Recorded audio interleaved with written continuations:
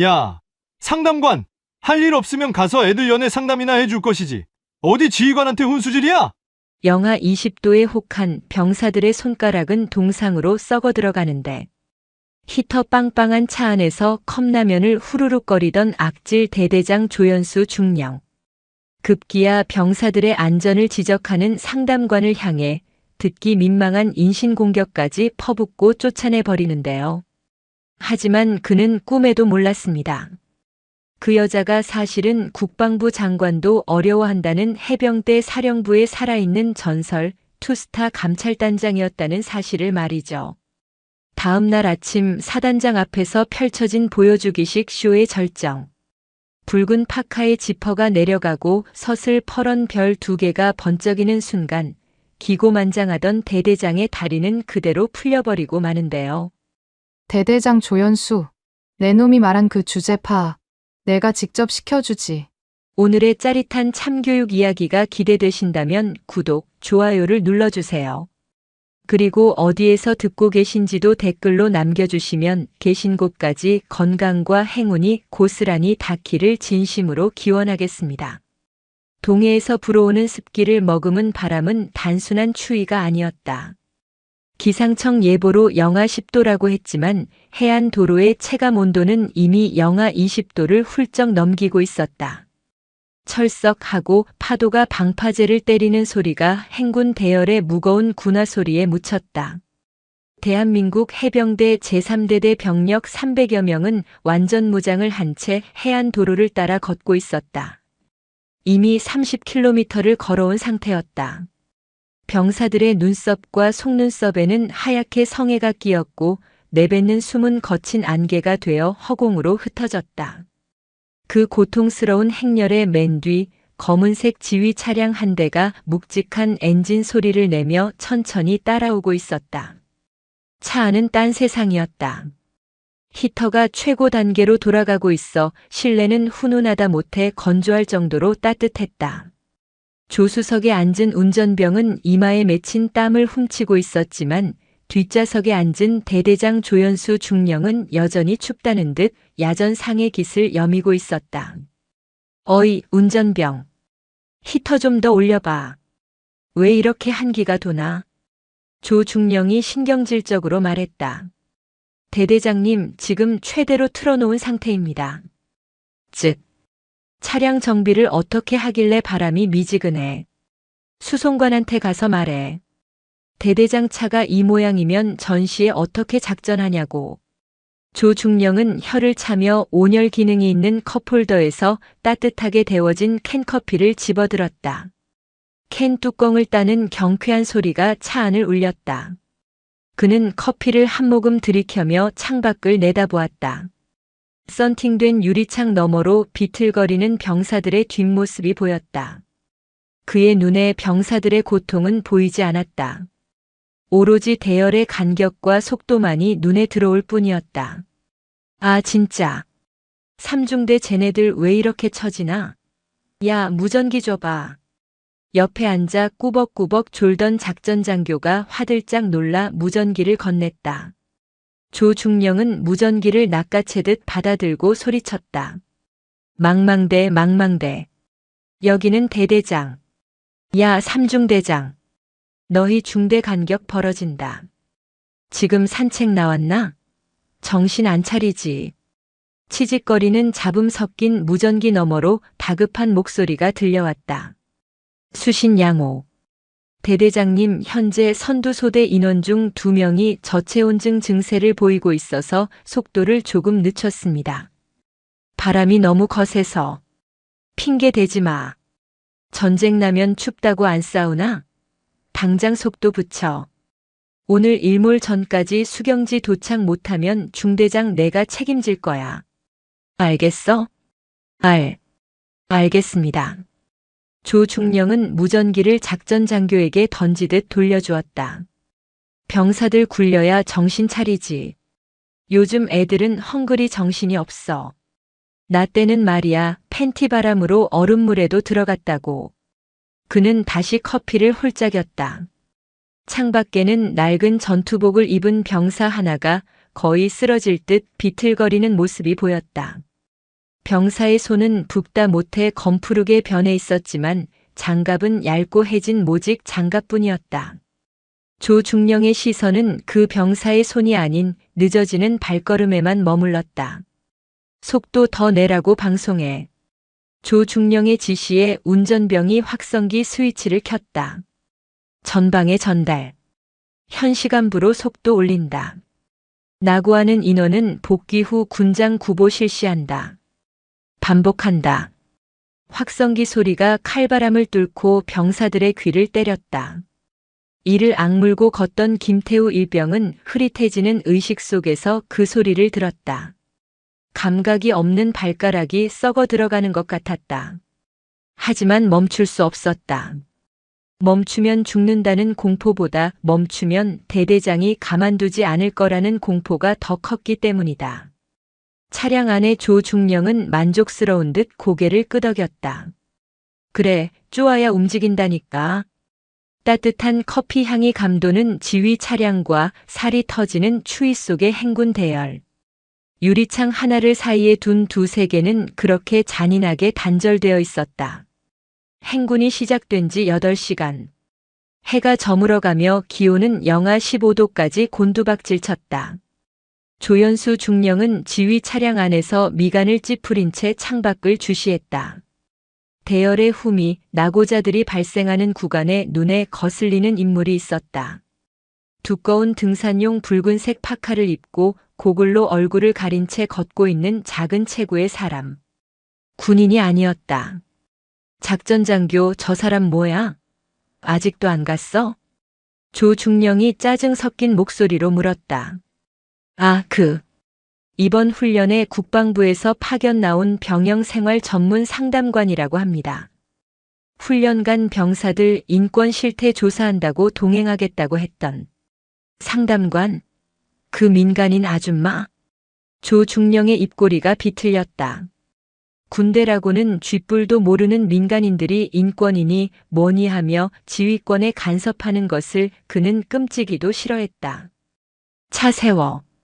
안 그래도 진도 안 나가서 짜증나는데 민간인이 알짱거리니까 더 정신 사납네. 지휘 차량이 멈춰섰다. 조중령은 차 문을 열고 내렸다.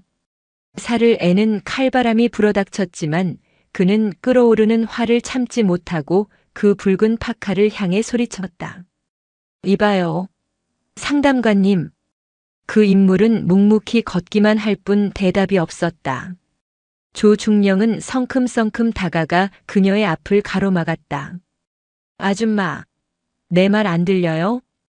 그제야 그 인물이 고개를 들었다. 고글 너머의 시선이 조중령을 향했다. 그녀는 고글을 천천히 벗었다. 차분하지만 날카로운 눈매의 여성이었다. 그녀는 숨을 한 번 고르더니 입을 열었다. 안녕하십니까, 대대장님. 행군 중에 부르셨습니까?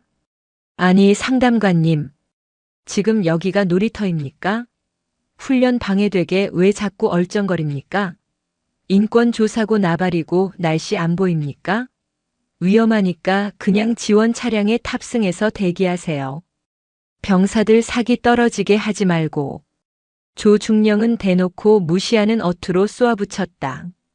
그에게 그녀는 계급장도 없는 그저 귀찮은 민간 계약직 공무원일 뿐이었다.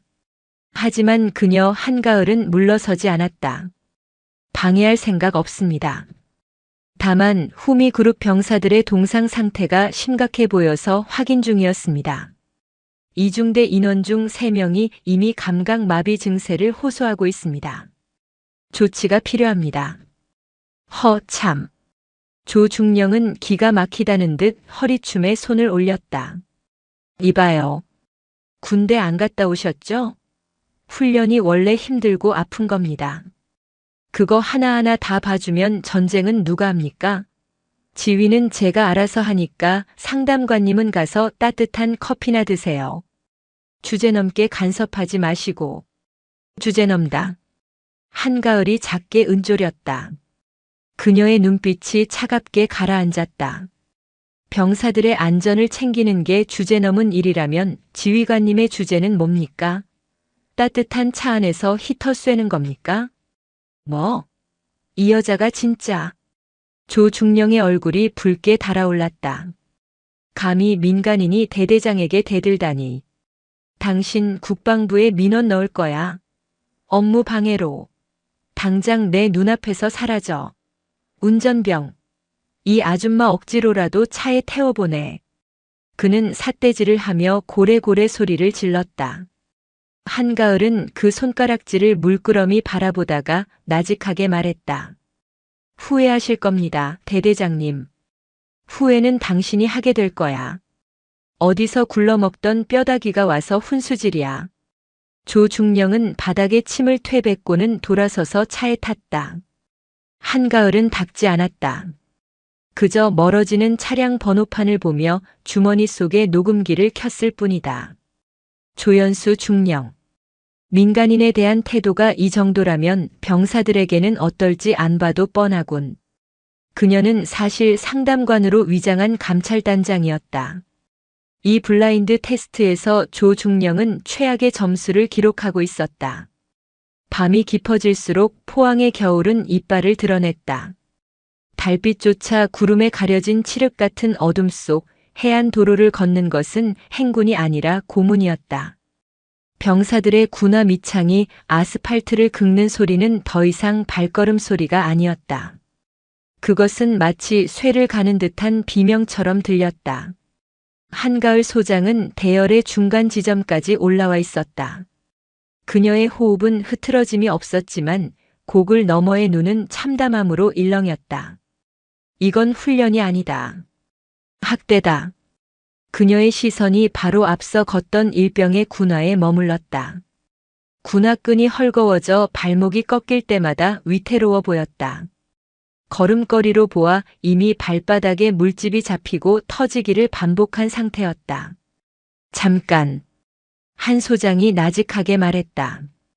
그녀는 비틀거리는 병사의 어깨를 잡아 부축했다. 병사는 화들짝 놀라며 돌아보았다. 퀭한 눈, 콧물이 말라붙은 인중, 그리고 보라색으로 변해가는 입술. 김태우 일병이었다. 누구십니까? 김일병의 목소리는 덜덜 떨리고 있었다. 잠시 멈춰봐. 손 좀 보자. 한 소장은 김일병의 대답을 듣기도 전에 그의 손을 잡았다. 얇은 모직 장갑은 이미 땀과 눈에 젖어 얼어붙어 있었다. 장갑이라기보다는 얼음 조각을 손에 두르고 있는 꼴이었다. 그녀가 조심스럽게 장갑을 벗기자 퉁퉁 부어올라 감각을 잃은 손가락들이 드러났다. 손톱 밑은 이미 흑색으로 변색이 시작되고 있었다. 동상이도. 즉각적인 조치가 필요한 상태였다. 이 상태로 얼마나 걸었어? 오전부터 감각이 없었습니다. 방한 장갑은? 이게 다야? 지급받은 스키파카용 벙어리 장갑 없어? 김일병은 힘겹게 고개를 저었다. 구경도 못했습니다. 창고에 있다고만 들었고 행보관님이 수량이 부족하다고 있는 거 아껴 쓰라고 하셨습니다. 한 소장의 미간이 좁혀졌다. 그녀가 알고 있는 보급 장부에는 분명 제3대대 전원에게 신형 방한 장갑과 발열 조끼가 불출된 것으로 기록되어 있었다. 그런데 현장은 1950년대 전쟁터를 방불케 했다.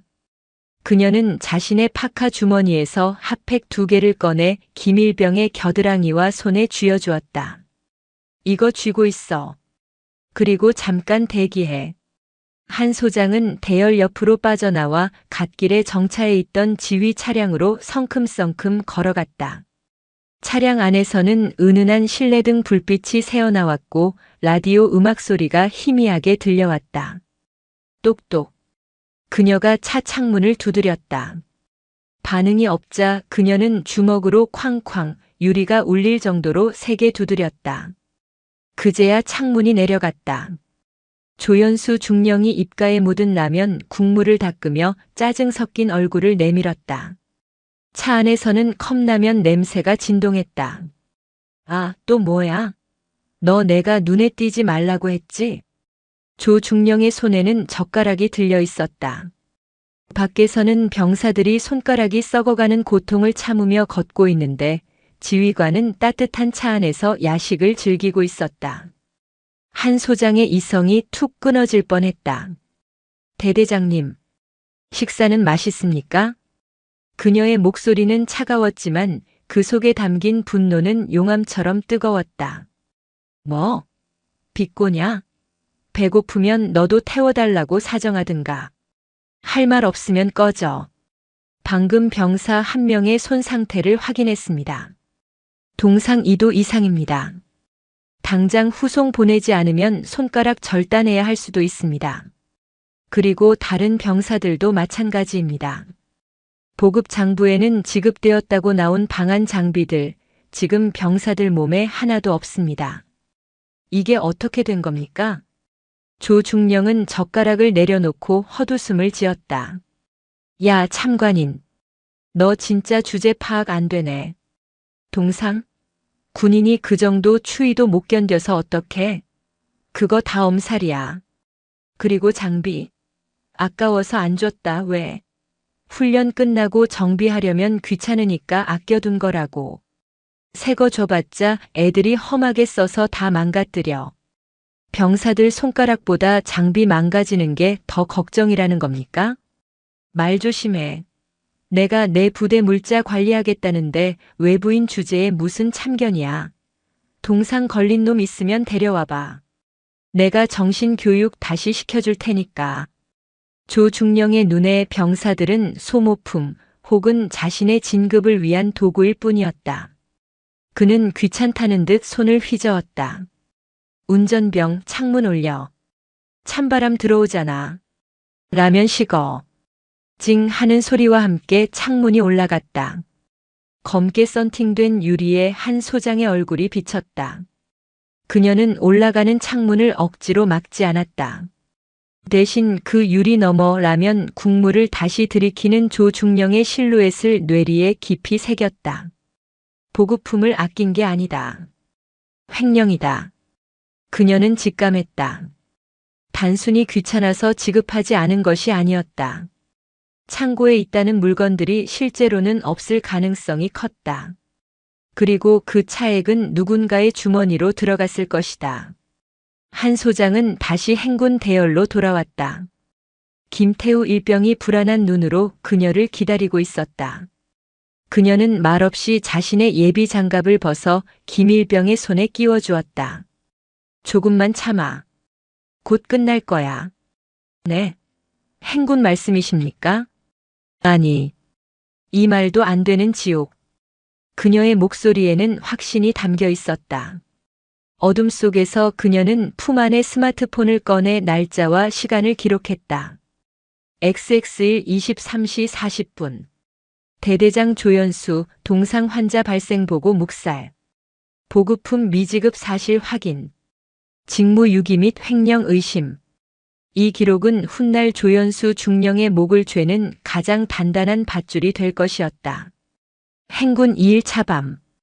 대대는 해안가 절벽 아래의 공터에 수경지를 편성했다.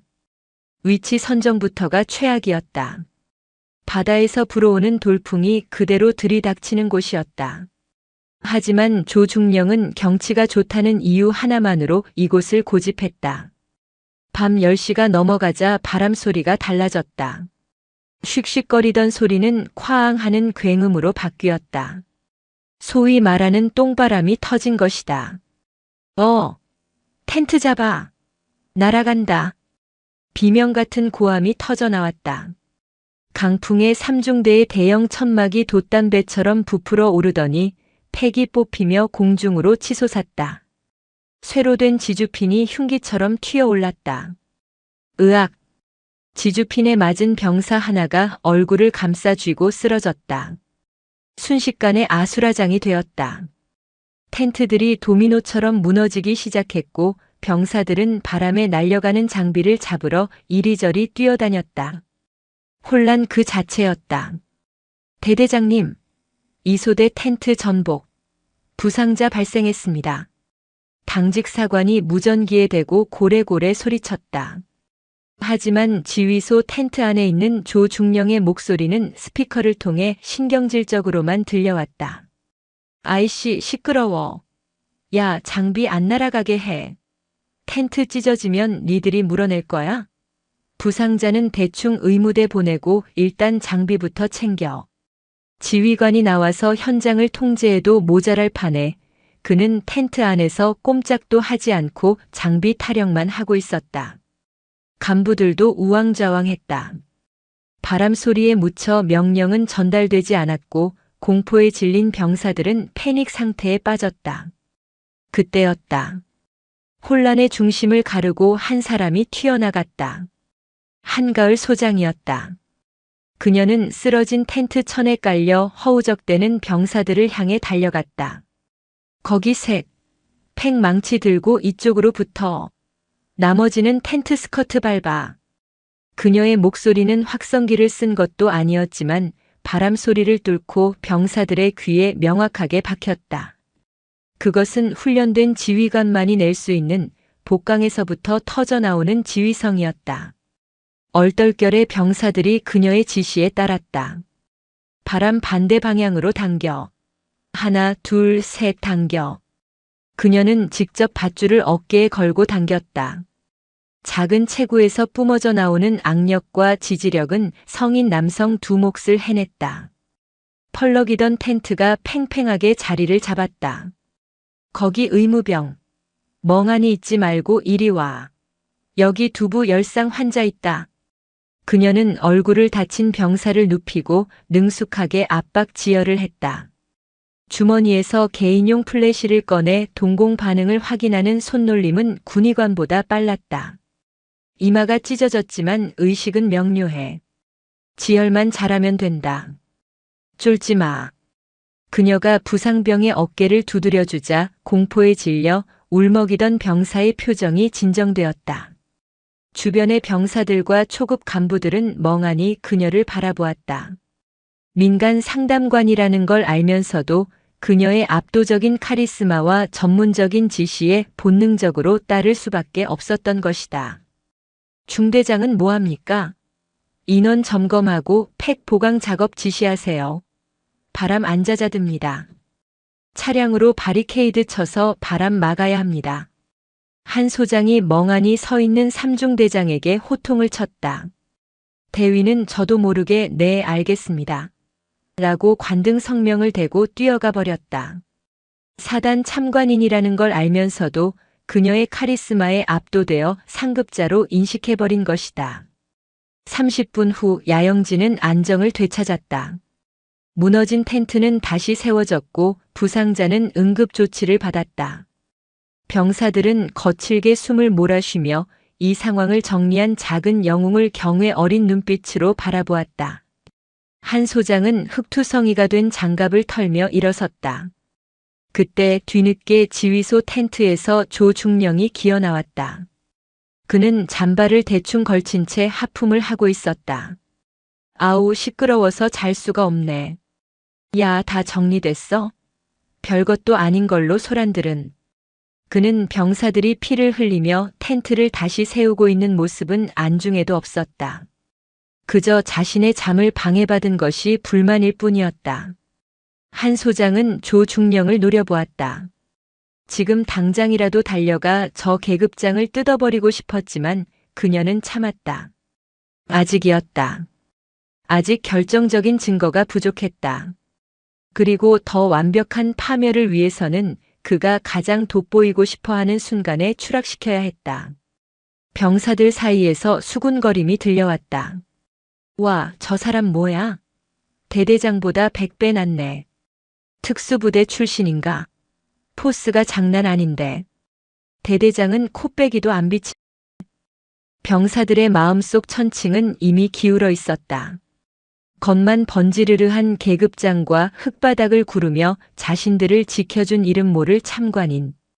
리더십의 부재가 낳은 참극 속에서 진짜 리더가 누구인지 모두가 깨닫고 있었다. 광풍이 지나간 새벽 야영지는 죽은 듯 고요했다.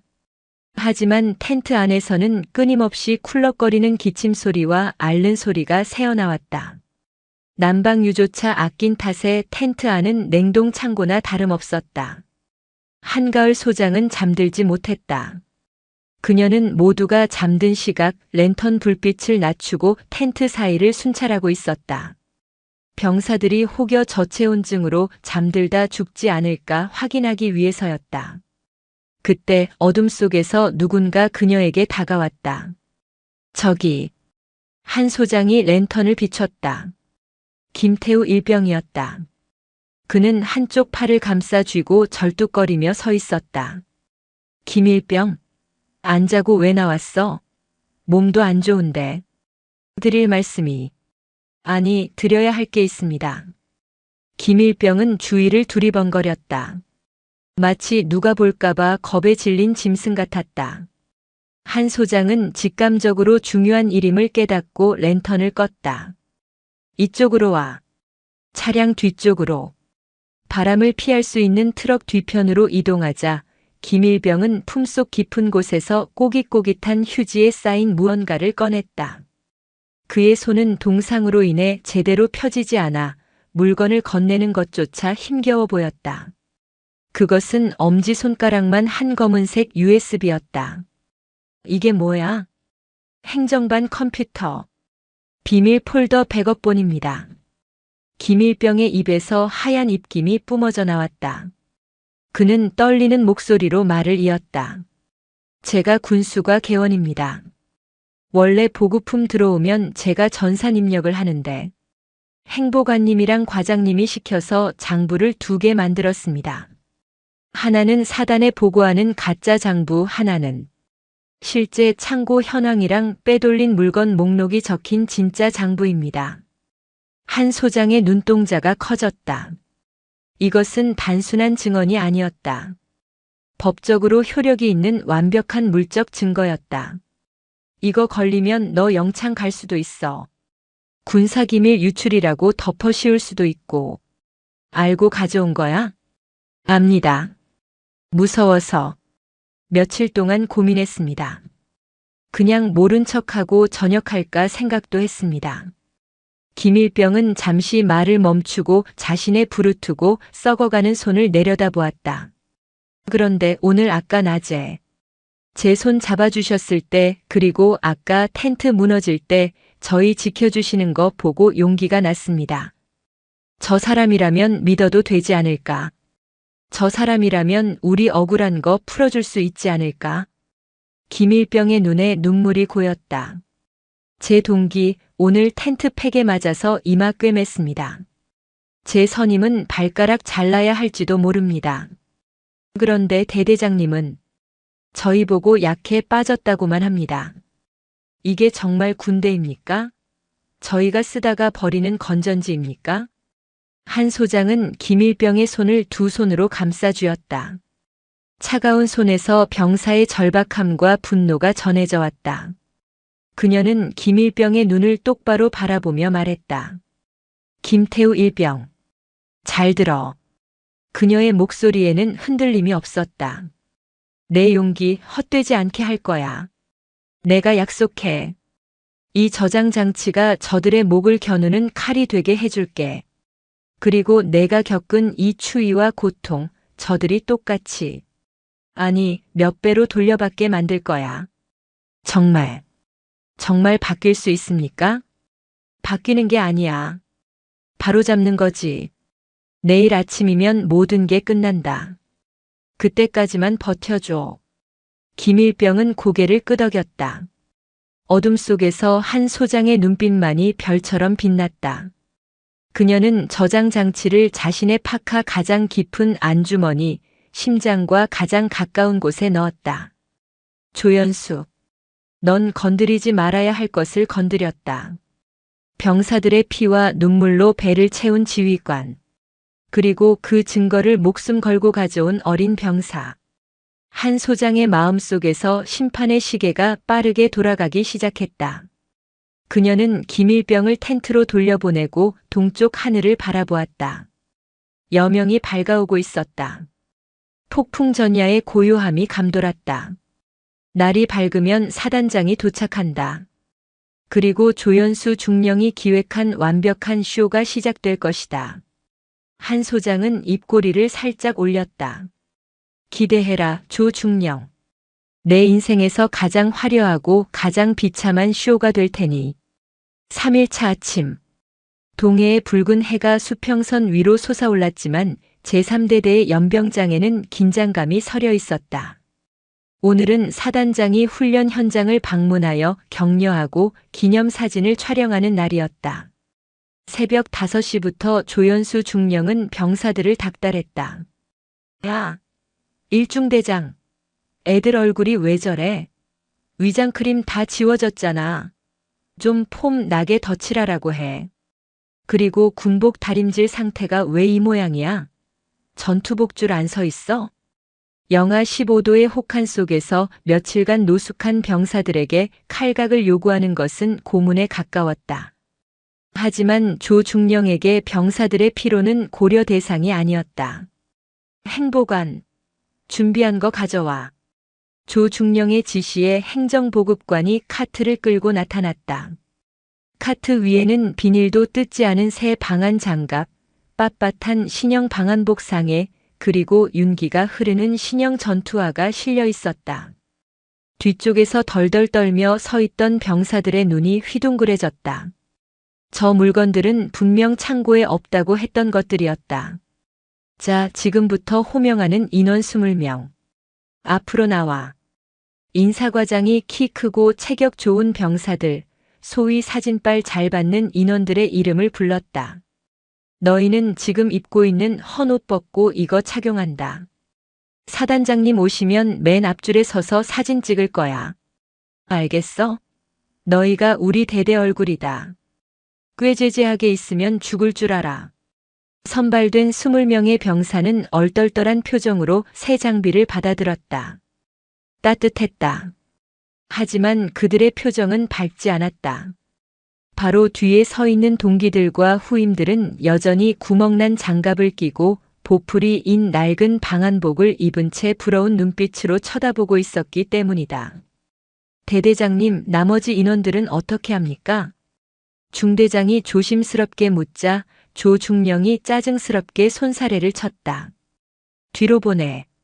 사진 안 나오게. 병풍 세우라고. 쟤네들 꼴을 봐라. 거짓 꼴을 해가지고 사단장님 비위 상하게 할 일 있어? 최대한 안 보이게 구석으로 몰아넣어. 그 시각 한가을 소장은 대열의 가장 뒤쪽 버려진 병사들 틈에 서 있었다. 그녀는 그 기만적인 행태를 조용히 지켜보았다. 앞줄의 화려함과 뒷줄의 비참함. 그것이 조연수 중령이 지휘하는 부대의 현주소였다. 그녀의 옆에 서 있던 김태우 일병이 입술을 깨물었다. 저거, 저희 주라고 나온 보급품 아닙니까? 맞아. 한 소장이 나직하게 대답했다. 원래 너희들 것이었어. 처음부터. 그녀는 주머니 속의 계급장을 만지작거렸다. 차가운 금속의 냉기가 손끝을 타고 전해졌다. 조금만 기다려. 저 연극 오래 못 가니까. 오전 9시. 멀리서 사이렌 소리가 들려왔다. 사단장의 차량 행렬이 도착하고 있었다. 조중령은 거울을 보며 자신의 옷매무새를 다듬었다. 자, 다들 웃어. 패기 있게. 해병대 정신 보여주는 거야. 병사들은 억지로 입꼬리를 올렸다. 그 웃음은 울음보다 더 비참해 보였다. 검은색 세단이 흙먼지를 일으키며 연병장에 들어섰다. 성판에는 2개의 별 소장 계급장이 반짝이고 있었다. 차가 멈추고 운전병이 문을 열자 다부진 체격의 사단장이 내렸다. 충성. 신고합니다. 대대장 중령 조연수 외 300명 혹한기 전술훈련관 사단장님 방문을 환영합니다. 조중령이 목이 터져라 경례 구호를 외쳤다. 연습시킨 대로 20명의 선발대 병사들도 우렁차게 경례했다. 필승. 사단장은 인자한 미소를 지으며 조중령의 손을 잡았다. 그래, 조중령. 고생이 많네. 날씨가 기록적인 한파라는데 병사들 건사는 잘하고 있나? 예, 걱정 마십시오. 우리 대대원들은 강인한 정신력으로 무장되어 있습니다. 보시다시피 장비 상태도 최상으로 유지하고 있으며 단 한 명의 낙오자도 없이 훈련을 소화하고 있습니다. 조중령은 뻔뻔하게 거짓말을 늘어놓았다. 사단장은 맨 앞줄에 선 병사들을 훑어보았다. 새 장갑, 깨끗한 방한복, 윤기나는 전투화. 거참 든든하구먼. 우리 사단에 이렇게 보급 관리가 잘 된 부대가 있었나? 조중령 자네가 신경 많이 쓴 티가 나네. 병사들 안색도 좋고. 사단장은 뒤쪽에 병풍처럼 가려진 동상으로 신음하는 280명의 병사는 보지 못했다. 조중령이 교묘하게 트럭과 장비로 시야를 가려놓았기 때문이다. 감사합니다. 제가 항상 강조하는 것이 병사들의 복지입니다. 내 자식처럼 아끼고 있습니다. 조중령의 입에서 내 자식이라는 말이 나오자 뒤에서 듣고 있던 김태우 일병은 구역질이 올라오는 것을 참아야 했다. 그래, 그럼 기념사진 한 방 찍고 가지. 남는 건 사진뿐 아닌가? 사단장이 사진 촬영 위치로 이동했다. 사진병이 카메라를 세팅했고 조중령은 사단장의 바로 옆자리를 차지하고 섰다. 입이 귀에 걸릴 듯한 표정이었다. 이 사진 한 장이면 올해 근무 평정은 따놓은 당상이었다. 자, 찍겠습니다. 하나, 둘. 잠깐. 셔터가 눌리기 직전 차가운 목소리가 현장을 갈랐다. 모두의 시선이 목소리의 주인공에게 쏠렸다. 트럭 뒤편 병풍처럼 서 있던 병사들 사이에서 작은 체구의 인물이 걸어 나오고 있었다. 한가을 소장이었다. 그녀는 고글을 벗어 손에 쥐고 뚜벅뚜벅 사단장과 대대장 앞으로 걸어왔다. 조중령의 얼굴이 순식간에 일그러졌다. 저 여자가 미쳤나? 감히 사단장님 앞에서. 그는 사단장이 눈치채지 못하게 눈을 부라리며 부관에게 턱짓했다. 당장 끌어내라는 신호였다. 뭐야? 자네는 누구인가? 사단장이 의아한 표정으로 물었다. 조중령이 황급히 끼어들었다. 아, 사단장님. 신경 쓰실 것 없습니다. 사단에서 파견 나온 민간 상담관인데 훈련 참관하러 왔다가 뭘 잘 모르는 모양입니다. 약간 정신적으로 좀 특이한 사람입니다. 그는 한 소장을 정신 이상자로 매도했다. 그리고는 한 소장에게 다가가 낮게 으르렁거렸다. 야, 미쳤어? 여기가 어디라고 나서? 죽고 싶어? 당장 안 꺼져? 부관과 작전장교가 한 소장의 양팔을 잡으려 달려들었다. 하지만 한 소장 눈 하나 깜짝하지 않았다. 그녀는 다가오는 장교들을 향해 손바닥을 펼쳐 보였다. 손대지 마라. 그 목소리에는 서리빨 같은 위엄이 서려 있었다. 달려들던 장교들이 그 기세에 눌려 멈칫했다. 대대장 조연수. 한 소장이 조중령을 똑바로 쳐다보며 말했다. 자네가 말한 그네 자식처럼 아끼는 병사들이 저 뒤에서 썩은 장갑을 끼고 떨고 있는 건 보이지 않나? 자네 눈에는 오로지 진급을 위한 사진 한 장만 보이는 건가? 이게 진짜 돌았나? 헌병. 뭐해? 당장 이 여자 끌어내. 영창 쳐넣어. 조중령이 고래고래 소리를 질렀다. 사단장의 표정도 굳어졌다. 분위기가 험악해졌다. 소란 피우지 말고 나가시오. 지휘관의 권위를 훼손하는 건 용납할 수 없네. 사단장마저 엄한 목소리로 경고했다. 조중령은 의기양양해져서 코웃음을 쳤다. 들었지? 사단장님 명령이다. 끌고 가. 저 여자 뭐야? 헌병. 뭐해? 저 상담관 당장 끌어내. 조중령이 길길이 날뛰었다. 사단장도 미간을 찌푸리며 물었다. 조중령, 무슨 일인가? 민간인이 통제가 안 되나? 죄송합니다.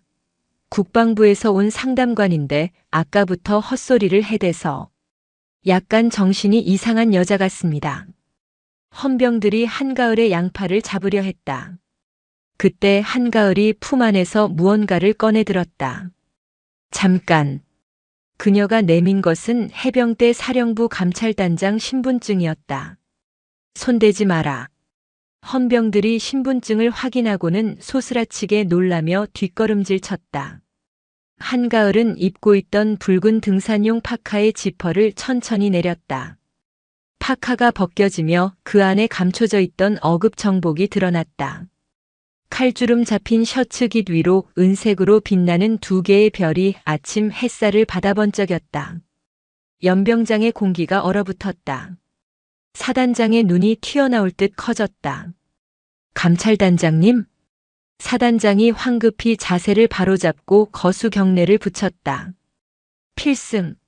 사령부 감찰단장님의 방문을 미처 인지하지 못했습니다. 사단장의 경례 소리에 연병장의 모든 간부가 반사적으로 경례했다. 단 한 사람 조연수 중령만 빼고 그는 입을 뻐끔거리며 다리가 풀린 채 비틀거렸다. 상담관. 아줌마가 아니었어? 투스타? 소장? 자신이 침을 뱉고 꺼지라고 소리쳤던 그 여자가 사단장과 동급인 장군이었다. 심지어 전군의 비리를 저승사자처럼 털어내는 감찰단장. 조연수 중령. 한가을이 나직하게 그를 불렀다.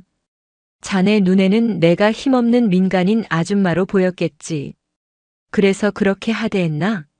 힘이 없으면 무시하고 짓밟아도 되는 건가? 그게 자네가 지휘하는 방식인가? 그게. 한가을은 김태우 일병에게 받은 USB를 사단장에게 건넸다. 이 대대의 보급품 횡령 및 장부 조작 증거네. 자네 예하 부대다. 자네도 책임져야 할 거야. 사단장님, 오해입니다. 저는 정말. 조중령이 사단장 바짓가랑이를 잡으려 했지만 사단장은 그를 발로 차버릴 듯이 뿌리쳤다. 한가을이 헌병대장을 호출했다. 헌병대장. 예. 헌병대장 소령 박철민. 대대장 조연수 중령. 군형법 JXX조 횡령, 직권 남용, 허위보고 및 상관 모독 혐의가 명백하다. 현 시간부로 보직 해임을 명한다. 한가을의 서슬 펄언 선언이 떨어졌다. 증거 인멸 및 도주 우려가 있으니 즉시 지휘관실과 관사를 압수수색하고 조중령은 헌병대 조사실로 분리 조치해라. 핸드폰 압수하고. 예, 알겠습니다. 헌병들이 조중령의 양팔을 결박했다. 수갑은 채우지 않았지만 건장한 헌병 2명에게 제압당해 끌려가는 모습은 이미 죄인의 형상이었다. 단장님, 잘못했습니다. 한 번만 살려주십시오. 제가 눈이 삐어서. 으악. 조중령은 짐승처럼 울부짖으며 지휘 차량이 아닌 헌병대 호송 차량 뒷좌석에 구겨지듯 태워졌다. 상황이 정리되자 한가을은 창고 개방을 지시했다. 군수과장 행보관. 10분 내로 창고 개방해서 전 병력에게 미지급된 물자 불출해. 1분이라도 늦으면 너희들도 저 차에 태워보낼 줄 알아. 실시하겠습니다. 간부들이 혼비백산하여 뛰어갔다. 병사들은 멍하니 그 광경을 지켜보다가 이내 환호성 대신 안도의 한숨과 눈물을 흘렸다. 드디어 지옥이 끝난 것이다. 한가을이 떠나기 전 김태우 일병이 절뚝거리는 다리로 다가와 경례했다. 감사합니다. 정말 감사합니다. 한가을은 김일병의 어깨를 두드려 주었다. 고생했다. 내 용기가 부대를 살렸어. 그녀가 차에 오르자 280명의 병사가 일제히 필승, 을 외치며 경례했다. 붉은 파카를 입고 함께 걸었던 그 작은 아줌마가 보여준 기적에 대한 최고의 예우였다. 아가씨 좀 반반하게 생겼는데 저 알베스님이랑은 무슨 관계야? 신성한 사찰의 마당에서 한 여성을 향한 비열한 희롱이 공기를 가릅니다. 그들은 돈이 법이고 주먹이 정이라 믿는 자들입니다. 하지만 그들의 더러운 눈은 보지 못했습니다. 그녀가 평범한 여성이 아닌 국가가 길러낸 최정의 인간 병기라는 사실을. 주지 스님의 멱살을 움켜쥔 저 오만한 손길이 어떻게 대한민국 군의 가장 견고하고 추악한 부패 카르텔의 심장을 겨누는 비수가 되었을까요? 여러분, 편안한 시간 보내고 계신가요? 여러분의 일상을 댓글로 공유해 주시면서 시청 후 잊지 마시고 구독과 좋아요 한 번씩 꼭 눌러주시면 감사하겠습니다. 늦가을의 햇살이 대웅전의 낡은 기와골 사이로 스며들고 있었다. 관음사 수백 년의 세월을 묵묵히 견뎌온 이 고즈넉한 사찰은 마치 시간의 흐름이 멈춘 듯 고요했다. 경내를 가득 채운 짙은 향냄새와 풍경소리, 그리고 멀리서 들려오는 목탁 소리는 속세의 번뇌를 잠시나마 잊게 하는 힘이 있었다. 하윤서 중사는 법당 앞 툇마루에 앉아 눈을 감고 있었다. 짙은 쌍꺼풀의 서늘한 눈매, 단정하게 묶어 올린 머리카락 아래로 드러난 다부진 턱선은 그녀가 평범한 여성이 아님을 암시했다. 거친 훈련으로 다져진 군더더기 하나 없는 탄탄한 몸과 일상복 아래에서도 숨길 수 없는 긴장감은 그녀가 제707 특수임무단 백호부대의 요원임을 증명하고 있었다. 하지만 지금 이 순간만큼은 국가가 길러낸 최정의 인간 병기가 아닌 그저 스산한 마음을 달래러 온 한 명의 인간일 뿐이었다. 그녀에게 관음사는 마음의 고향이었다. 끔찍했던 아프가니스탄 파병 작전에서 눈앞에서 동료를 잃고 돌아왔을 때 누구에게도 털어놓지 못할 외상 후 스트레스 장애를 안고 찾아온 곳이 바로 이곳이었다. 해민 주지스님은 아무것도 묻지 않고 그저 따뜻한 차 한 잔을 내어주었고 그녀는 끝없이 울려 퍼지는 목탁 소리 속에서 비로소 찢어졌던 영혼의 조각들을 겨우 끌어모을 수 있었다. 그 후로 그녀는 가장 힘든 작전을 끝마칠 때마다 이곳을 찾아 자신을 비워내고 다시 채워가곤 했다. 윤서 왔느냐? 해민 주지스님이 부드러운 미소와 함께 다가왔다. 그는 세상의 모든 풍파를 겪어낸 딸을 대하듯 그녀를 애틋하게 바라보았다. 하윤서는 자리에서 일어나 깍듯하게 허리를 숙였다. 네, 스님. 잘 지내셨습니까? 그 험한 곳에서 고생이 많지. 올 때마다 얼굴이 반쪽이 되는구나. 그래도 이렇게 무사히 와주니 그것이 부처님의 자비다. 두 사람이 짧은 안부를 나누는 그때였다. 사찰의 고요를 깨트리는 굉음이 산 아래에서부터 울려 퍼졌다. 불경을 외던 동자승들의 눈이 동그래지고 풍경 소리마저 그 불쾌한 소음에 묻혔다. 잠시 후 육중한 검은색 세단 두 대가 자갈 깔린 마당을 거칠게 파헤치며 멈춰섰다. 차문이 열리고 온몸에 용과 잉어 문신을 드러낸 건장한 산의 대여섯이 쏟아져 나왔다. 그들은 사찰의 경건함 따위는 안중에도 없다는 듯 침을 뱉고 주변을 두리번거렸다. 선두에 선 남자는 40줄은 되어 보이는 험악한 인상의 비싼 양복을 구겨 입은 흑사파의 행동대장 황만철이었다. 그는 대웅전을 향해 삐딱하게 서서 소리쳤다. 여기 주지 나와. 손님 왔는데 대접이 이따위야? 해민 스님은 표정의 변화 없이 조용히 앞으로 나섰다. 하윤서는 그의 뒤에 서서 상황을 지켜보았다. 본능적으로 위험을 감지한 그녀의 온몸의 근육이 미세하게 긴장했다. 무슨 일로 오셨습니까, 거사님? 무슨 일? 스님, 요즘 세상 물정을 너무 모르시는 거 아니야? 이 일대가 전부 다 개발되는 거 몰라? 당신네 절이 딱 알받기 좋은 명당이란 말이지. 우리가 이 산 일대 개발권을 따냈는데 이 절 하나 때문에 그림이 영 안 나와. 황만철은 턱짓으로 주변을 가리키며 비아냥거렸다. 그의 뒤에 선 조직원들은 낄낄거리며 법당 기둥을 발로 툭툭 찼다. 이곳은 수백 년간 부처님을 모셔온 신성한 도량입니다. 함부로 말씀하지 마십시오. 해민 스님의 차분한 목소리에 황만철은 코웃음을 쳤다. 신성? 웃기고 있네. 돈이 제일 신성한 세상이야. 좋게 말할 때 우리한테 넘겨. 우리가 시주 좀 두둑하게 해드릴 테니 다른 데 가서 더 크고 좋은 절 지으시라고. 그것은 제안의 형식을 띤 명백한 협박이었다. 보호비를 요구하고 말을 듣지 않으면 어떤 식으로든 해코지를 해서 결국엔 땅을 헐값에 빼앗으려는 조폭들의 전형적인 수업이었다. 해민 스님은 단호하게 고개를 저었다. 이곳은 돈으로 사고 팔 수 있는 곳이 아닙니다. 돌아가 주십시오. 이 영감이 진짜 말이 안 통하네. 야, 애들아. 우리가 얼마나 간절한지 좀 보여드려야 하지 않겠어? 황만철의 말이 떨어지자마자 조직원 하나가 마당 한쪽에 놓인 작은 석등을 발로 걷어찼다. 쿵 하는 소리와 함께 수십 년은 되었을 법한 석등이 쓰러지며 깨졌다. 어린 동자승이 놀라 비명을 질렀다. 또 다른 놈은 공양미가 담긴 가마니를 칼로 찢었다. 하얀 쌀이 흙바닥 위로 와르르 쏟아졌다. 하윤서의 눈빛이 차갑게 가라앉았다. 그녀의 주먹이 저도 모르게 굳게 말아 쥐어졌다. 저 손목을 부러뜨리는 데는 1초, 목뼈를 부수는 데는 0.5초도 걸리지 않는다. 수십 가지의 치명적인 살상 기술이 그녀의 머릿속을 스쳐 지나갔다. 하지만 그녀는 움직이지 않았다. 군인 신분으로 특히 707이라는 특수부대의 이름에 흠집을 낼 수는 없었다. 그녀는 혜민 스님을 보호하듯 앞을 가로막고 조용히 하지만 뼈를 울리는 듯한 낮은 목소리로 말했다. 그만하시죠. 황만철의 시선이 처음으로 하윤서에게 향했다. 그는 위아래로 그녀를 훑어보더니 음흉한 미소를 지었다. 오호, 여기 예쁜 아가씨도 있었네. 아가씨, 여긴 당신처럼 고운 사람이 있을 때가 아니야. 오빠들이랑 같이 가서 차나 한잔할까? 사유지에 무단으로 침입해서 기물을 파손하고 협박하는 것은 명백한 범죄입니다. 지금이라도 조용히 돌아가시면 신고는 하지 않겠습니다. 신고? 하하. 야, 애들아.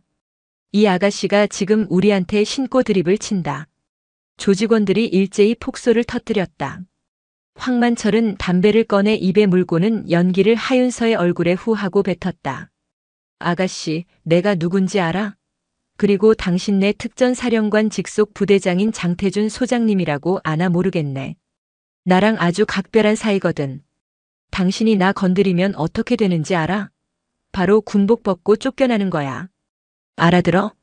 하윤서의 미간이 순간 좁혀졌다. 장태준 소장. 특수전 사령부 예하의 막강한 권력을 쥔 장성이었다. 조폭 두목의 입에서 장성의 이름이 저렇게 쉽게 나온다는 것은 둘의 관계가 보통이 아님을 의미했다. 헛소리하지 말고 당장 떠나십시오. 마지막 경고입니다. 경고는 내가 해야지, 이 발칙한 년아. 야, 저년 아주 앙칼지네. 화장 지워지고 머리채 잡히기 전에 사회 쓴맛 좀 보여줘라. 황만철의 지시에 덩치 큰 조직원 둘이 양쪽에서 하윤서에게 다가왔다. 한 놈이 그녀의 머리카락을 잡으려 손을 뻗는 순간이었다. 하윤서는 더 이상 참을 수 없었다. 자신의 영혼을 치유해준 이 신성한 장소가 더럽혀지는 것을, 그리고 자신을 딸처럼 아껴주는 혜민 스님이 위협받는 것을 보고만 있을 수는 없었다. 하지만 그녀는 군인이었다. 상대를 죽이는 것이 아닌 완벽하게 제압하는 것이 그녀의 임무였다. 조직원의 손이 하윤서의 머리카락에 닿기 직전 그녀의 세상은 느리게 흘렀다. 상대의 어깨 근육이 움직이는 각도, 손의 궤적, 체중의 이동이 마치 교본처럼 선명하게 보였다. 그녀의 몸이 한 줄기 연기처럼 뒤로 흐르는가 싶더니 안으로 파고들며 상대의 손목 안쪽 급소를 손날로 가볍게 쳤다. 퍽 하는 둔탁한 소리와 함께 조직원의 팔이 힘없이 축 늘어졌다. 악! 비명과 함께 남자가 팔을 부여잡고 주저앉았다. 뼈를 부러뜨리지 않고 신경만 마비시켜 일시적으로 팔을 쓰지 못하게 만든 것이다. 반대편에서 다가오던 다른 조직원은 동료가 순식간에 쓰러지는 것을 보고 당황했다. 그가 잠시 머뭇거리는 틈을 타 하윤서는 낮은 자세로 그의 다리 사이를 파고들었다. 그리고는 그의 오금에 발을 걸어 가볍게 당겼다. 자신의 힘이 아닌 상대의 체중을 역이용하는 유술의 기본 원리였다. 거구의 남자는 중심을 잃고 뒤로 낮아빠졌다. 쿵 소리와 함께 땅에 머리를 부딪혔지만 하윤서는 넘어지는 순간 그의 뒷덜미를 살짝 잡아 충격을 완화시켜 주었다. 기절은 하되 뇌진탕은 입지 않도록 조절한 것이다. 순식간에 두 명을 제압하는 모습을 본 나머지 조직원들의 얼굴에서 웃음기가 사라졌다. 황만철 역시 놀란 표정을 감추지 못했다. 이 인연 봐라. 그냥 계집애가 아니었네. 야, 다 같이 덤벼. 전연 하나 못 잡아서야 흑사파 이름에 먹칠하는 거다. 황만철의 고함에 남은 3명의 조직원이 눈빛을 교환하며 동시에 달려들었다. 한 명은 정면에서, 두 명은 좌우에서 포위망을 좁혀왔다. 다대일 상황에서 가장 효율적인 공격 방식이었다. 하지만 그들의 상대는 수십, 수백 번의 시뮬레이션과 실전 훈련을 통해 어떤 상황에서도 최적의 생존 및 제압 전술을 몸에 새긴 707 요원이었다. 하윤서는 뒤로 물러서지 않았다. 오히려 정면의 상대를 향해 한 걸음 나아갔다. 적의 포위망이 완성되기 전에 가장 약한 고리부터 끊어내는 것이 정석이었다. 정면의 조직원이 휘두른 주먹을 팔로 받아 흘리며 그의 품으로 파고들었다. 그리고는 그의 옆구리를 팔꿈치로 강하게 쳤다. 인체의 급소 중 하나인 늑골 아래 간장이 위치한 부분이었다. 극심한 고통에 조직원의 입에서 컥 하는 신음이 터져나왔고 그는 그대로 무너져 내렸다. 이제 남은 것은 둘. 하윤서는 쓰러진 동료를 보고 잠시 주춤하는 왼쪽 조직원의 발목을 발로 강하게 찼다. 복숭아뼈 바로 위 정강이뼈와 이어지는 부분의 신경을 가격한 것이다. 남자는 다리에 힘이 풀리며 비명을 질렀다. 마지막 남은 조직원이 겁에 질려 주머니에서 접이식 칼을 꺼내 들었다. 척하는 소리와 함께 서늘한 칼날이 가을 햇살에 반사되었다.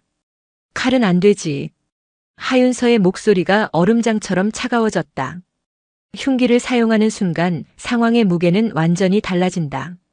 해민 스님과 동자승들이 사색이 되어 그녀를 바라보았다. 죽고 싶어 환장했구나. 이년아. 칼을 든 조직원이 이성을 잃고 달려들었다. 그는 칼을 마구잡이로 휘둘렀다. 하윤서는 화려한 동작 없이 최소한의 움직임으로 칼날을 피했다. 마치 춤을 추는 듯 보였지만 그 하나하나의 움직임은 생사를 가르는 치밀한 계산의 결과였다. 몇 번의 공격이 허공을 가르자 조직원은 더욱 흥분했다. 그가 마지막 힘을 다해 하윤서의 심장을 향해 칼을 찔러 넣는 순간 하윤서는 더 이상 피하지 않았다. 그녀는 칼을 든 상대의 손목을 향해 자신의 손을 뻗었다. 그녀의 손이 칼날을 스치고 지나가 상대의 손목을 정확히 움켜쥐었다. 그리고는 손목 관절을 비틀며 그대로 땅에 내리꽂았다. 으악! 뼈가 어긋나는 끔찍한 소리와 함께 남자의 손에서 칼이 떨어져 나갔다. 하윤서는 떨어진 칼을 발로 차 멀리 날려보냈다. 그녀는 고통에 몸부림치는 남자의 목덜미를 눌러 완전히 제압했다. 불과 1분도 채 되지 않는 시간이었다. 건장한 조폭 5명이 모두 전투 불능 상태가 되어 마당에 나뒹굴었다. 하윤서는 단 한 대의 유효타도 허용하지 않았고 그녀의 몸에는 흙먼지 하나 묻지 않았다. 그녀는 살인 병기였지만 단 한 명도 죽이거나 영구적인 상해를 입히지 않았다. 완벽한 제압이었다. 모든 상황을 지켜보던 황만철의 얼굴은 하얗게 질려 있었다. 그는 본능적으로 깨달았다. 저 여자는 자신이 지금까지 상대해온 어설픈 주먹들과는 차원이 다른 존재라는 것을. 저것은 인간이 아니라 오직 파괴와 제압을 위해 만들어진 기계에 가까웠다.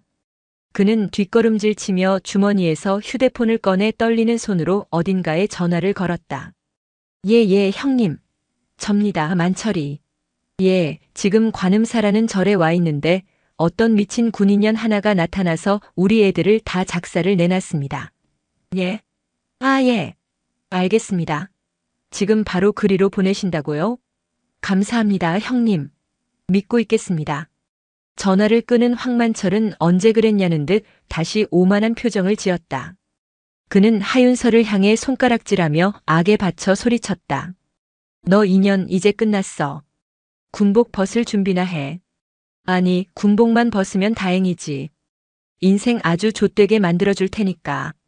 장태준 사단장님이 어떤 분이신지 내년 뼈저리게 느끼게 될 거다. 그의 말이 끝나기 무섭게 사찰 입구 쪽에서 다시 여러 대의 차량이 먼지를 일으키며 달려왔다. 하지만 이번에 온 것은 경찰차가 아니었다. 육군 헌병이라고 쓰인 군용 차량들이었다. 차에서 내린 것은 방탄모에 진압봉까지 갖춘 헌병들이었다. 그들은 마치 미리 준비라도 한 듯 사찰에 도착하자마자 망설임 없이 하윤서를 향해 달려들었다. 현 시간부로 군무이탈 및 민간인 폭행 혐의로 현행범 체포한다. 저항하면 가중 처벌될 줄 알아. 헌병 대장의 외침에 하윤서는 허탈한 웃음을 지었다. 민간인 폭행? 땅바닥에 쓰러져 신음하는 조폭들과 그들 뒤에서 비열하게 웃고 있는 황만철, 그리고 자신을 겨누고 있는 헌병들의 진압봉. 이 모든 것이 처음부터 짜여진 각본처럼 느껴졌다. 그녀는 저항하지 않았다. 자신의 결백을 주장할 기회조차 없을 것이라는 것을 직감했다. 차가운 수갑이 그녀의 손목에 채워졌다. 해민 스님이 달려와 소리쳤다. 이보시오, 헌병 양반들. 지금 뭐 하는 짓입니까? 이 처자는 우리를 도와준 은인이요. 저자들이 먼저 행패를 부렸단 말이오. 하지만 헌병들은 해민 스님의 말을 들은 척도 하지 않았다. 그들은 하윤서를 거칠게 끌고 헌병대 차량에 태웠다. 차에 오르기 직전 하윤서의 눈이 황만철과 마주쳤다. 황만철은 입모양으로 말했다. 넌 뒤졌어. 하윤서는 그를 묵묵히 응시했다. 그녀의 눈에는 분노도 두려움도 없었다. 오직 깊이를 알 수 없는 차가운 심연만이 담겨 있었다. 자신의 영혼을 치유해 주었던 관음사의 평화는 산산조각났고 그녀는 조국을 지키기 위해 단련한 자신의 손발이 오히려 자신을 옥죄는 족쇄가 되어버린 이 부조리한 현실을 온몸으로 받아들여야 했다. 헌병대 조사실의 공기는 차갑고 축축했다. 사방이 막힌 회색 벽과 책상 위 스탠드에서 쏟아지는 날카로운 불빛은 이곳이 사람을 얼마나 위축시키기 위해 설계된 공간인지를 명확하게 보여주었다. 하윤서는 의자에 앉아 묵묵히 정면을 응시했다. 그녀의 앞에는 헌병대 수사관인 상사가 앉아 조서를 꾸미고 있었다. 성명 하윤서, 계급 중사, 소속 제707 특수임무단. 맞나? 맞습니다. 휴가 중 사찰에서 민간인 5명을 집단 폭행한 혐의 인정하나? 폭행이 아닙니다. 정당방위였습니다. 그들이 먼저 사찰 기물을 파손하고 주지스님을 위협했습니다. 하윤서의 차분한 대답에 수사관은 코웃음을 쳤다. 그는 서류 뭉치를 툭툭 치며 말했다. 정당방위? 피해자 진술은 완전히 다른데?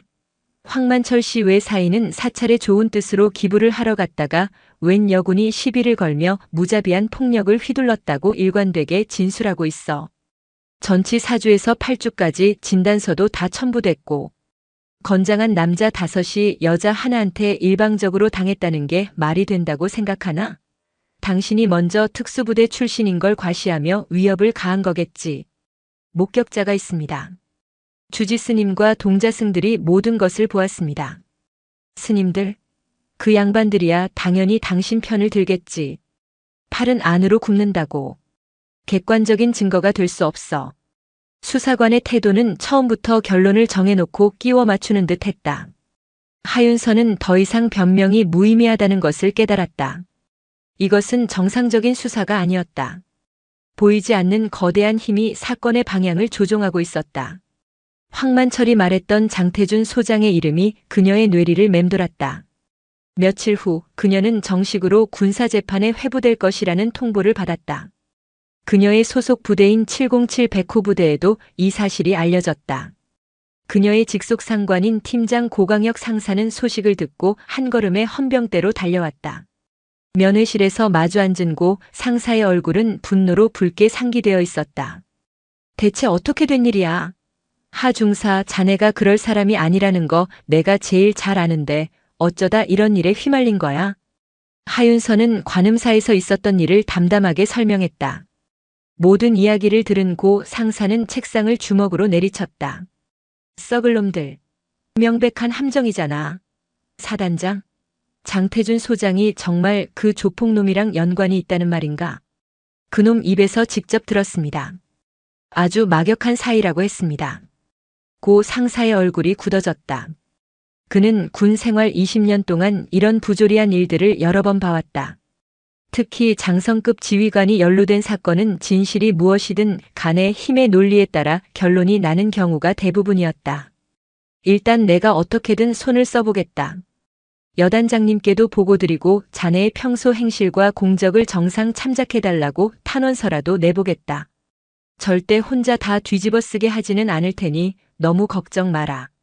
고 상사의 말은 하윤서에게 작은 위안이 되었지만 그녀는 이미 최악의 상황을 각오하고 있었다.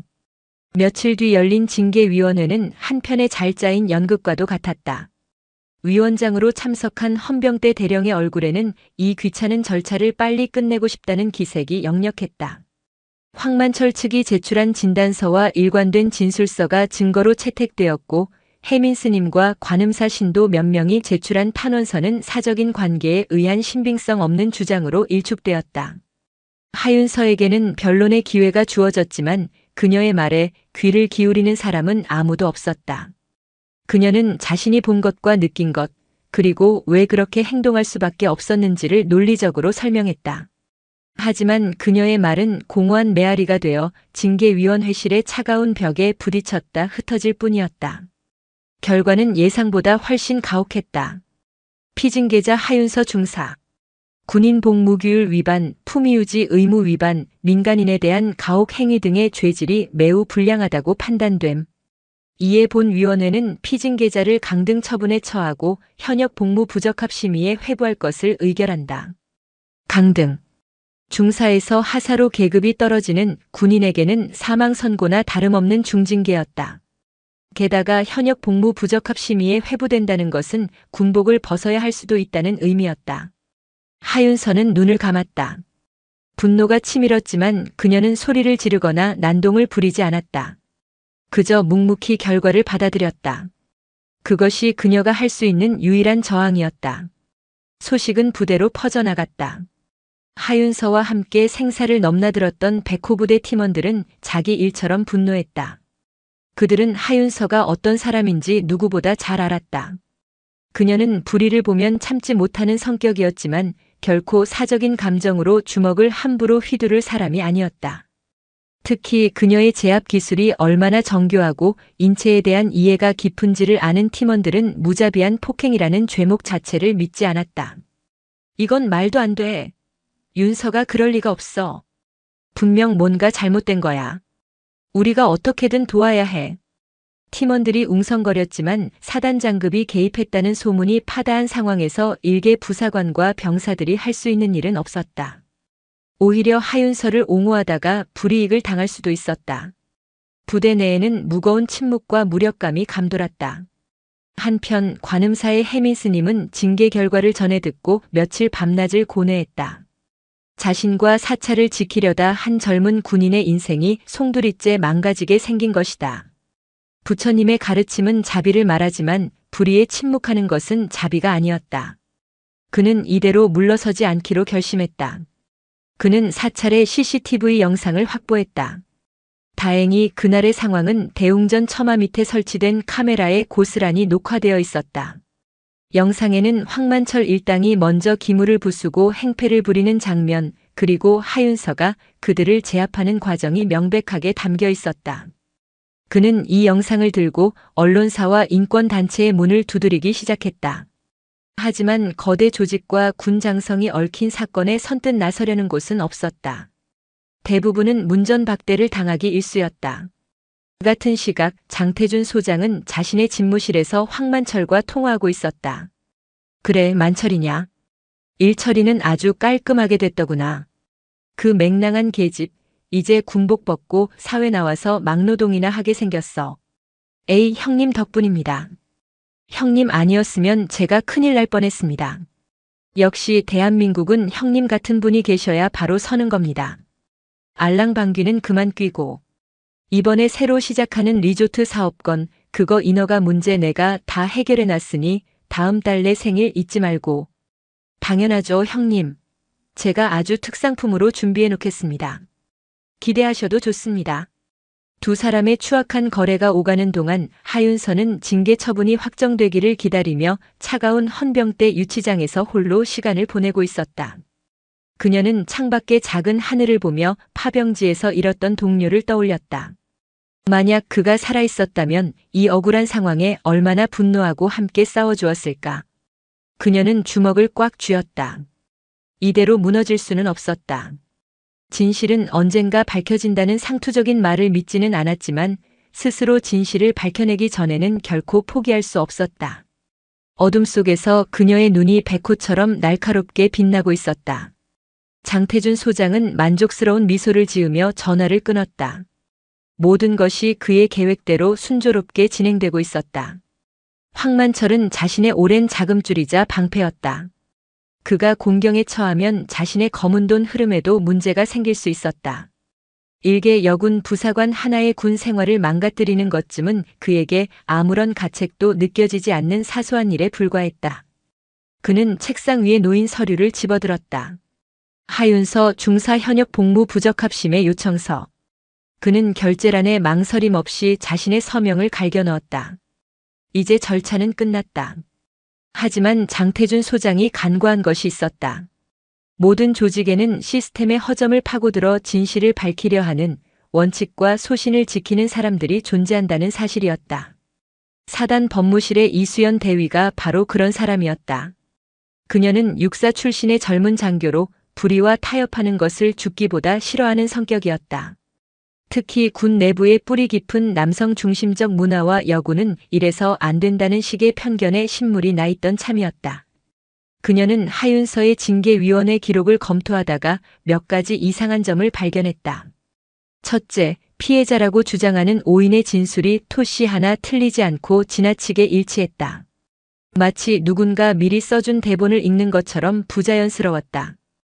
둘째, 목격자인 스님과 신도들의 진술은 제대로 된 조사 없이 신빙성 부족으로 너무나 쉽게 배척되었다. 셋째, 징계 수위가 터무니없이 높았다. 휴가 중 민간인과 시비가 붙는 경우는 종종 있지만 초범의 상대가 전과 기록이 다수 있는 조직폭력배라는 점을 감안하면 강등과 현역 복무부적합심의 회부는 명백한 과잉 징계였다. 이수연 대위는 이 사건의 배후에 무언가 거대한 힘이 작용하고 있음을 직감했다. 그녀는 조심스럽게 뒷조사를 시작했다. 그녀는 먼저 하윤서의 소속 부대인 707부대를 찾아가 그녀의 동료들을 비공식적으로 만났다. 팀장 고강혁 상사를 비롯한 팀원들은 모두 하윤서의 억울함을 호소하며 그녀의 인품을 보증했다. 하 중사는 저희 팀의 에이스입니다. 남자들도 힘들어하는 고강도 훈련을 묵묵히 소화해내는 독한 군인입니다. 하지만 동시에 자기 목숨이 위험한 상황에서도 부하들을 먼저 챙기는 따뜻한 사람입니다. 그런 그녀가 이유 없이 민간인을 폭행했다는 것은 절대 있을 수 없는 일입니다. 이 대위는 또한 피해자라고 주장하는 황만철의 뒷조사를 했다. 경찰의 아는 지인을 통해 알아본 결과 황만철은 흑사파의 핵심 조직원으로 폭행, 갈취, 협박 등 수많은 전과 기록을 가지고 있었다. 그런 자가 선량한 시민 행세를 하며 군인을 고소한 것부터가 어불성설이었다. 결정적인 단서는 의외의 곳에서 나왔다. 이 대위는 장태준 소장의 평소 행적을 파고들었다. 그는 최근 몇 년간 장 소장의 관용차 운행 기록과 법인카드 사용 내역 등을 몰래 열람했다. 기록에는 유흥주점이나 골프장 등 군인 신분으로 가기에는 부적절한 장소에서의 결제 내역이 수두룩했다. 특히 특정 룸살롱에서의 결제 내역은 황만철의 개인 카드 사용 내역과 여러 차례 겹쳤다. 두 사람이 상습적으로 함께 향응을 즐겼다는 강력한 증거였다. 이수연 대위는 자신이 거대한 코끼리의 다리를 만지고 있다는 것을 깨달았다. 이것은 단순한 징계 사건이 아니라 군 장성과 조직 폭력배 간의 뿌리 깊은 유착 관계가 얽혀있는 거대한 비리 사건이었다. 그녀는 자신이 모은 자료들을 정리하며 깊은 고민에 빠졌다. 이 사실을 폭로하는 순간 자신의 군 생활은 끝장날 수도 있었다. 소장, 즉 투스타 장군에게 맞서는 것은 대위 계급으로는 계란으로 바위치기나 다름없었다. 하지만 그녀는 눈앞의 불의를 외면할 수 없었다. 특히 단지 여자라는 이유로 더 가혹한 잣대에 시달렸을 하윤서의 얼굴이 떠올라 외면할 수가 없었다. 그녀는 자신의 모든 것을 걸기로 결심했다. 한편 혜민 스님의 노력도 조금씩 빛을 발하고 있었다. 수십 군데의 언론사에서 문전박대를 당한 끝에 그는 정의감 넘치는 한 인터넷 언론사의 젊은 여기자와 연결될 수 있었다. 여기자는 혜민 스님이 건넨 CCTV 영상을 보고 사건의 심각성을 즉각 파악했다. 스님, 이 영상만 있으면 충분합니다. 이건 명백한 조작 사건입니다. 특히 가해자로 지목된 군인이 여성이라는 점, 그리고 상대가 조폭이라는 점은 대중의 공분을 사기에 충분합니다. 저희가 반드시 진실을 밝히겠습니다. 여기자는 CCTV 영상과 함께 황만철 일당의 전과 기록, 그리고 하윤서 중사가 그동안 707 요원으로 복무하며 세운 공적들을 비교하며 탐사보도를 준비하기 시작했다. 그녀는 사건의 배후에 장태준 소장이 있다는 혜민 스님의 주장을 뒷받침할 증거를 찾기 위해 군 주변을 취재하기 시작했다. 그 무렵 하윤서는 하사로 강등되어 복무 부적합심의 결과를 기다리고 있었다. 그녀는 부대원들과 격리된 채 사실상 대기 발령 상태에 놓여 있었다. 동료들은 그녀를 위로하고 싶었지만 상부의 눈치 때문에 쉽게 다가가지 못했다. 그녀는 혼자였다. 하지만 그녀는 좌절하지 않았다. 매일 아침 정해진 시간에 일어나 체력 단련을 하고 전술 교범을 읽으며 자신을 단련했다. 언젠가 다시 군복을 입고 임무에 복귀할 날을 준비하고 있었다. 그녀에게도 변화가 찾아왔다. 헌병대에서 조사를 받을 때 알게 된 한 군 법무관이 그녀의 억울한 사연에 안타까움을 느끼고 개인적으로 그녀를 돕기 시작한 것이다. 법무관은 하윤서에게 정식으로 재심을 청구할 것을 권유하며 법적인 절차를 자문해 주었다. 하하사, 이 싸움은 길고 험난할 겁니다. 하지만 포기하지 않으면 이길 수 있습니다. 법은 결국 정의의 편입니다. 하윤서, 이수연 대위, 혜민 스님과 젊은 여기자, 그리고 양심적인 군법무관. 각자의 위치에서 시작된 작은 날갯짓들이 서서히 하나의 거대한 태풍을 만들어내고 있었다. 그들은 서로의 존재를 몰랐지만 모두 진실이라는 하나의 목표를 향해 나아가고 있었다. 장태준 소장과 황만철이 쌓아 올린 거짓의 성벽에 조금씩 균열이 가기 시작했다. 그들은 아직 자신들의 발밑이 무너져 내리고 있다는 사실을 전혀 눈치채지 못한 채 승리의 축배를 즐기고 있었다. 어둠이 깊을수록 새벽은 가까워지고 있었다. 이수연 대위는 밤늦게 법무실에 홀로 남아 자신이 수집한 자료들을 다시 한번 검토했다. 장태준 소장의 법인카드 사용 내역, 운행일지, 그리고 황만철과의 관계를 입증할 수 있는 정황 증거들. 이것만으로는 부족했다. 결정적인 한방, 즉 두 사람의 유착 관계를 명백하게 증명할 스모킹 건이 필요했다. 그녀는 장 소장의 부관과 운전병을 예의주시했다. 그들은 지휘관의 가장 내밀한 사생활을 알고 있는 인물들이었다. 하지만 막강한 권력을 가진 소장에게 등을 돌리도록 설득하는 것은 거의 불가능에 가까웠다. 그러던 중 그녀는 장 소장이 주말마다 비공식적인 외출을 한다는 첩보를 입수했다.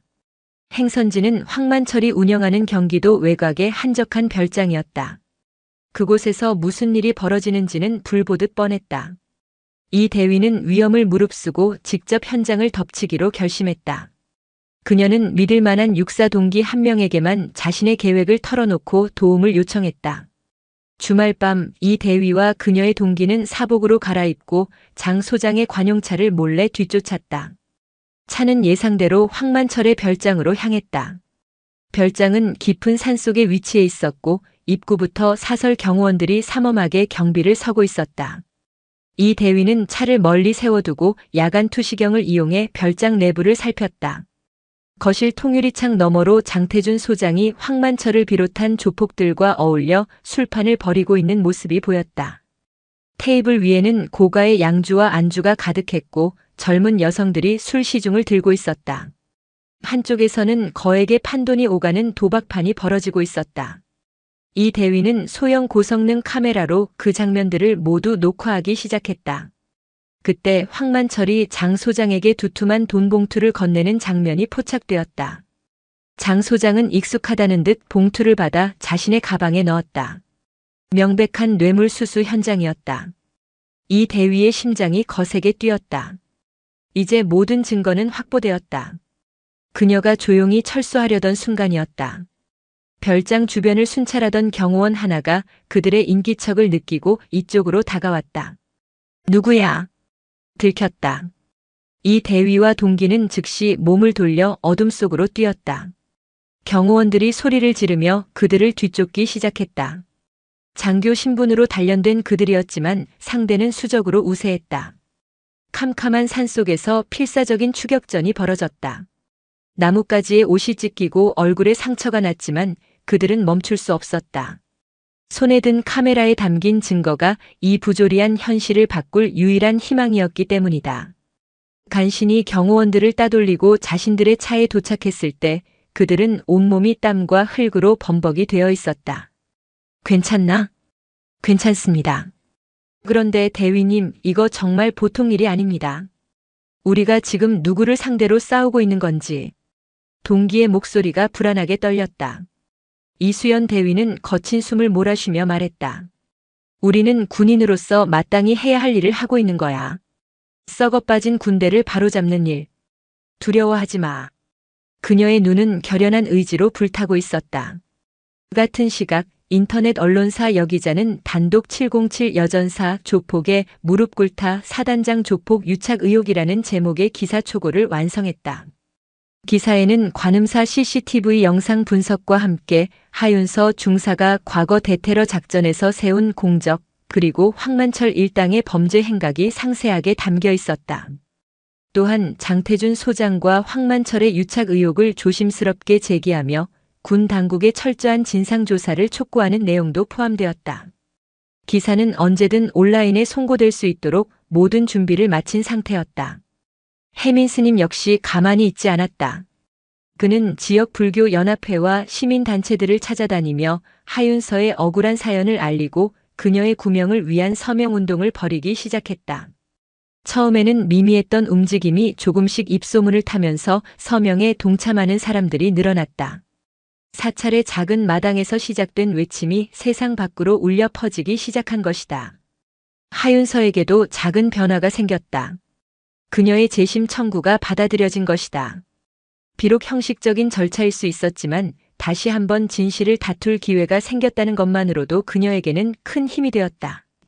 그녀는 군법무관의 도움을 받아 그날의 상황을 시간대별로 정리하고 조폭들의 진술이 가진 허점을 파고드는 반박 자료를 꼼꼼하게 준비했다.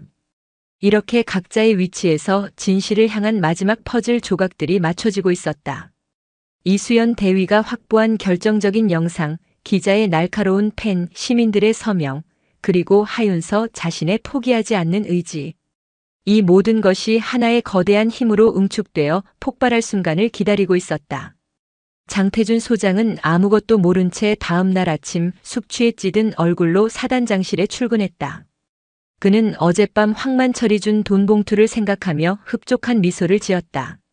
자신의 세상은 이토록 견고하고 안전하다고 그는 믿어 의심치 않았다.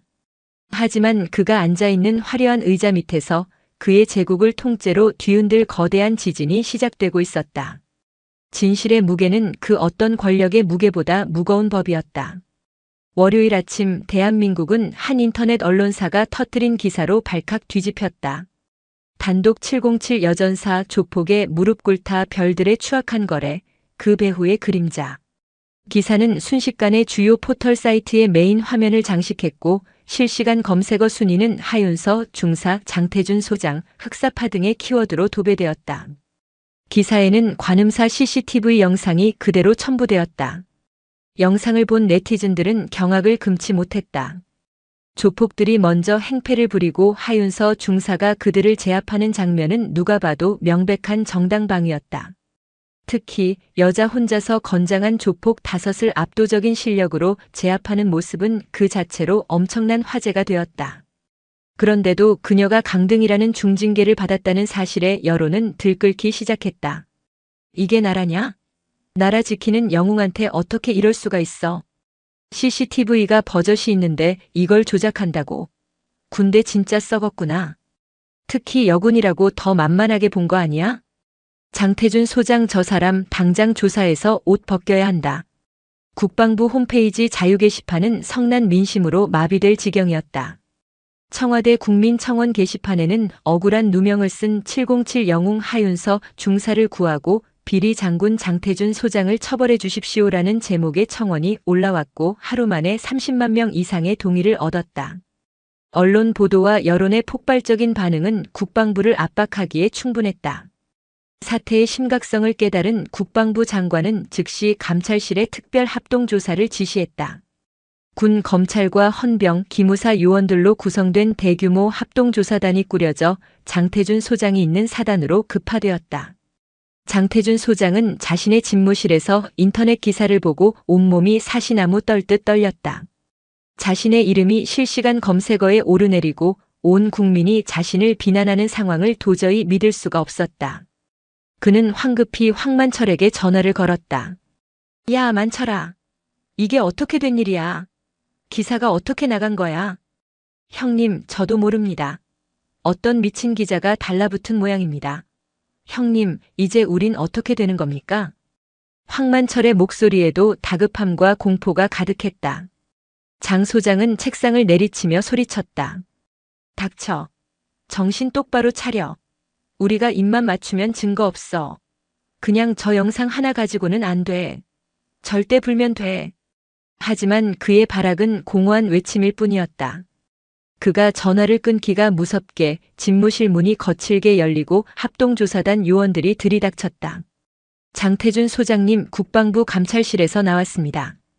지금부터 직무를 정지하고 본인에 대한 직권 남용 및 뇌물수수 혐의에 대한 조사를 시작하겠습니다. 집무실과 관사를 압수수색하겠습니다. 장태준 소장의 얼굴이 잿빛으로 변했다. 그는 평생 쌓아 올린 모든 것이 한순간에 무너져 내리는 소리를 들었다. 그 같은 시각 이수연 대위는 육군본부 감찰실장 앞에 서 있었다. 그녀는 밤사이 고민 끝에 자신이 촬영한 영상을 들고 직접 육군본부를 찾아온 것이었다. 감찰실장은 그녀의 용기에 경의를 표하며 그녀가 제출한 영상을 확인했다.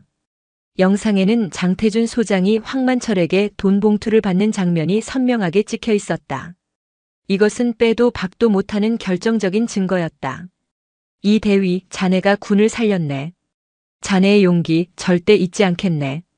이수연 대위가 제출한 영상은 합동조사단에 즉시 전달되었다. 압수수색에서 별다른 증거를 찾지 못해 애를 먹던 조사단은 이 영상을 보고 환호했다. 이제 게임은 끝났다. 합동조사단의 수사는 일사천리로 진행되었다. 장태준 소장은 긴급 체포되어 군 검찰의 조사를 받았다. 처음에는 혐의를 완강히 부인하던 그는 돈 봉투를 받는 영상이 재생되자 결국 모든 것을 자백하고 말았다. 그의 자백을 토대로 황만철을 비롯한 흑사파 조직원들도 전원 검거되었다. 그들의 아지트를 덮친 경찰은 불법 무기와 마약, 그리고 그동안 장 소장에게 상납한 뇌물 장부를 확보했다. 하윤서의 재심은 열릴 필요도 없이 이전의 징계 자체가 원천 무효 처리되었다. 국방부 장관은 직접 대국민 사과 성명을 발표하고 하윤서의 강등 처분을 취소함과 동시에 그녀의 명예를 회복시키기 위한 모든 조치를 취하겠다고 약속했다. 또한 이 사건을 계기로 군 내부의 부조리와 성차별적 문화를 뿌리 뽑기 위한 강도 높은 개혁을 추진하겠다고 밝혔다. 뉴스는 연일 이 사건을 대서특필했다. 707의 여전사, 내부 고발자의 용기, 썩은 별의 몰락. 사람들은 불의에 맞서 싸운 하윤서와 이수연 대위에게 아낌없는 찬사와 응원을 보냈다. 모든 소동이 끝난 후 하윤서는 부대로 복귀했다. 그녀의 계급은 다시 중사로 돌아와 있었다. 부대원들은 마치 전쟁에서 승리하고 돌아온 영웅처럼 그녀를 뜨겁게 맞이했다. 팀장 고강혁 상사는 그녀의 어깨를 두드리며 말했다. 고생 많았다. 내가 우리 부대의 자랑이다. 하윤서는 그저 옅은 미소를 지을 뿐이었다. 며칠 뒤 그녀는 다시 휴가를 내어 관음사를 찾았다. 가을 햇살은 여전히 따스했고 풍경 소리는 더없이 맑았다. 깨졌던 석등은 새 것으로 교체되어 있었고 쏟아졌던 공양미는 다시 가득 채워져 있었다.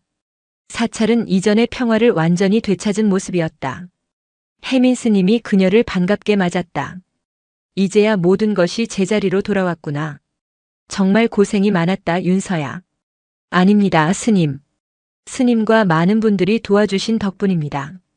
두 사람은 툇마루에 앉아 말없이 차를 마셨다. 저 멀리 동자승들이 마당을 뛰어놀며 웃는 소리가 들려왔다. 하윤서는 그 평화로운 풍경을 바라보며 생각했다. 자신이 지키고 싶었던 것은 바로 저런 평범하고 소박한 일상이었다는 것을. 거창한 애국심이나 사명감 이전에 소중한 사람들의 웃음을 지키고 싶었던 마음. 그것이 자신이 군인이 된 이유였고 앞으로도 군인으로 살아가야 할 이유였다. 그녀의 싸움은 끝났지만 그녀는 알았다. 이 땅의 평화를 위협하는 또 다른 불의와 맞서야 할 그녀의 진짜 임무는 이제부터 시작이라는 것을. 그녀는 조용히 찻잔을 내려놓고 더없이 맑아진 가을 하늘을 올려다보았다.